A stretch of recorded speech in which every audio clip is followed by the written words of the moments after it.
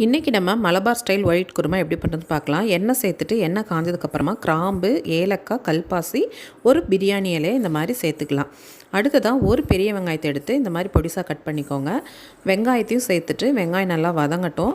வெங்காயம் வந்து பெரிய வெங்காயம் சேர்த்துனீங்க அப்படின்னா ஒரு இனிப்பு சுவையோடு நல்லாயிருக்கும்.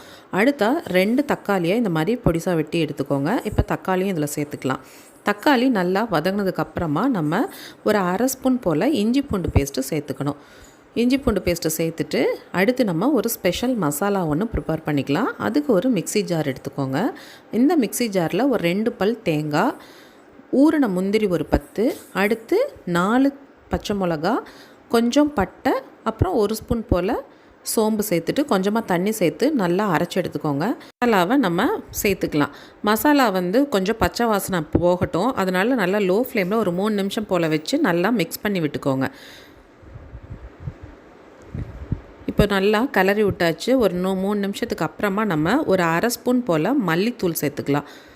தனி கொத்தமல்லி தூள் சொல்லுவோம் இல்லைங்களா, அது மாதிரி தனியாத்தூள், அதுவும் உப்பும் சேர்த்துட்டு நம்ம ஊற வச்சுருக்கிற அந்த சோயா சக்ஸை இதில் சேர்த்துக்கலாம். இப்போ நீங்கள் குட்டி குட்டியான சோயா சக்ஸாக கட் பண்ணியும் போடலாம். இந்த மாதிரி முழுசாக பெருசாகவும் போட்டுக்கலாம். அது வந்து உங்களுடைய விருப்பம்தான்.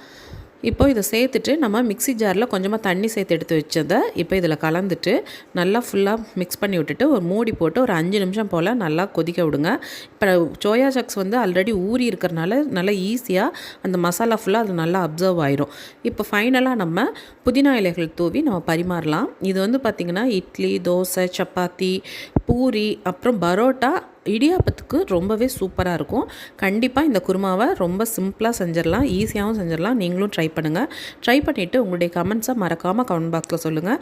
நம்ம சேனலுடைய வீடியோக்கள் உங்களுக்கு பிடிச்சிருந்தா மறக்காமல் நம்ம சேனலை சப்ஸ்கிரைப் பண்ணிவிட்டு உங்கள் ஃப்ரெண்ட்ஸ் அண்ட் ஃபேமிலி கூடயும் ஷேர் பண்ணுங்கள். உங்களுடைய சப்ஸ்கிரிப்ஷன் எனக்கு ஒரு என்கரேஜ்மெண்ட்டாக இருக்கும். மறக்காமல் நம்ம வீடியோக்களுக்கு சப்ஸ்கிரைப் பண்ணிவிட்டு சப்போர்ட் பண்ணுங்கள். தேங்க்யூ.